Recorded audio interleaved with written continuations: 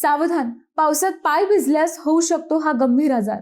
पावसाच्या साचलेल्या पाण्यातून चालतात, मग ही एक चूक तुमच्या जीवावर बेतू शकते. मंडळी, पावसानंतर अनेकांना साचलेल्या पाण्यातून प्रवास करावा लागतो, पण अशा पाण्यात लेप्टोस्पायरोसिस या जीवाणूजन्य संसर्गाचा धोका वाढू शकतो. विशेषतः पायाला जखम, भेगा किंवा खरचटलेली त्वचा असेल तर दूषित पाण्याच्या संपर्कातून जीवाणू शरीरात प्रवेश करू शकतात. सुरुवातीला ताप, अंगदुखी, डोकेदुखी आणि अशक्तपणा अशी लक्षणे दिसू शकतात.